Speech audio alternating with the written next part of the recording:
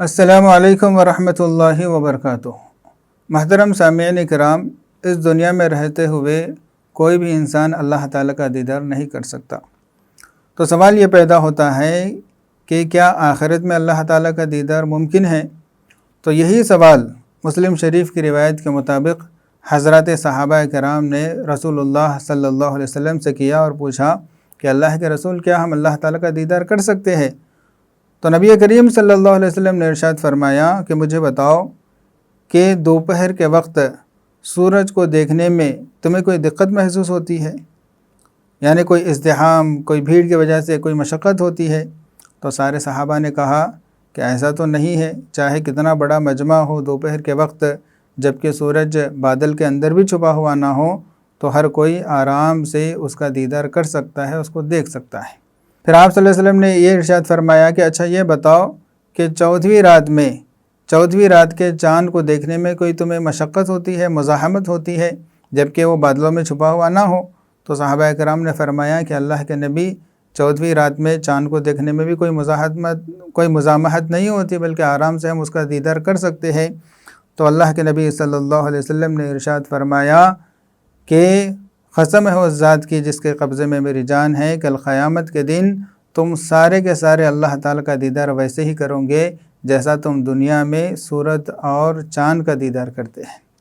پھر اس کے بعد آپ صلی اللہ علیہ وسلم نے یہ بھی ارشاد فرمایا کہ اس وقت ہر بندے کا اللہ تعالیٰ سے سامنا ہوگا اور اللہ تعالیٰ ہر ایک انسان سے سوال کریں گے، یہاں تک کہ ایک بندے سے اللہ تعالیٰ یہ سوال کریں گے اور پوچھیں گے، کیا دنیا میں نے تجھے سرداری نہیں دی تھی؟ کیا دنیا میں نے تجھے عزت نہیں دی تھی؟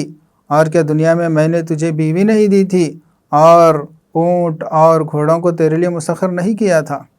تو وہ یہ کہے گا کہ اللہ تعالیٰ آپ نے یہ ساری چیزیں مجھے عطا فرمائی تھی۔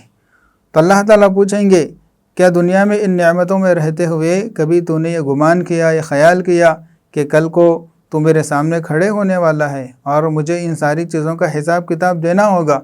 تو یہ سن کر وہ کہے گا کہ اللہ، میں نے کبھی یہ خیال نہیں کیا، یعنی میں نعمتوں میں مست رہا، کبھی نعمتوں کے بارے میں سوال کیا جائے گا اور اللہ تعالیٰ کے سامنے کھڑے ہونا ہوگا، اس کا میں نے کبھی خیال نہیں کیا۔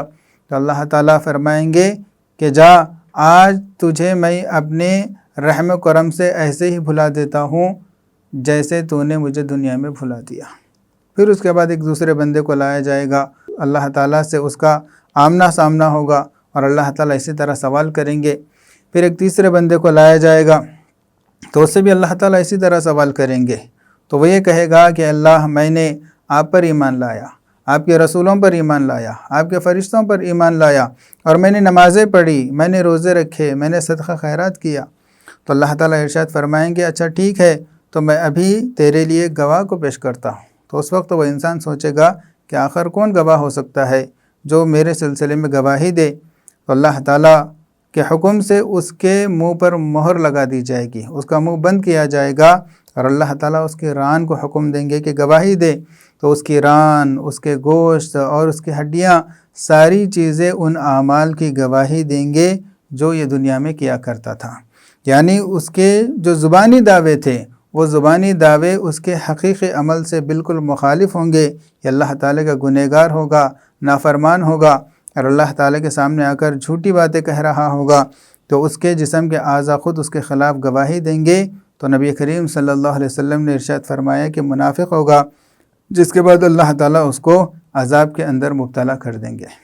تو عزیز ساتھیوں، یہاں پر ہمارے لیے عبرت کی بات یہ بھی ہے کہ ہم بہت سارے انسان تنہائی کے اندر گناہ کرتے ہیں اور یہ سوچتے ہیں کہ یہاں پر کوئی دیکھنے والا نہیں ہے۔ اللہ تعالیٰ تو بہرحال دیکھ رہا ہے، اور ساتھ ہی ساتھ یہ جو ہمارے جسم کے اعضاء ہے، کل قیامت کے دن یہ ہمارا ساتھ نہیں دیں گے اگر ہم ان کا غلط استعمال کریں گے، بلکہ اللہ تعالیٰ کے حکم سے جو انسان جس کونے میں چاہے جو بھی گناہ کرے، وہ ہمارے جسم کے اعضاء خود جو ہے نا اس کے خلاف گواہی دیں گے۔ اس لیے بہت ڈرنے کا مقام ہے، اور ساتھ ہی ساتھ اس بات پر بھی ایمان لانے کی ضرورت ہے کہ قیامت کے دن ہم سب کو اللہ تعالیٰ کا دیدار نصیب ہوگا۔ اللہ تعالیٰ سے دعا ہے کہ اللہ تعالیٰ ایسا دیدار نصیب فرمائے جس میں ہم اللہ تعالیٰ کے رحمت کے مستحق ٹھہرے، اور اللہ تعالیٰ ہماری بخشش کر دے، اور اللہ تعالیٰ ہمیں جنت میں داخل کر دے۔ السلام علیکم ورحمۃ اللہ وبرکاتہ۔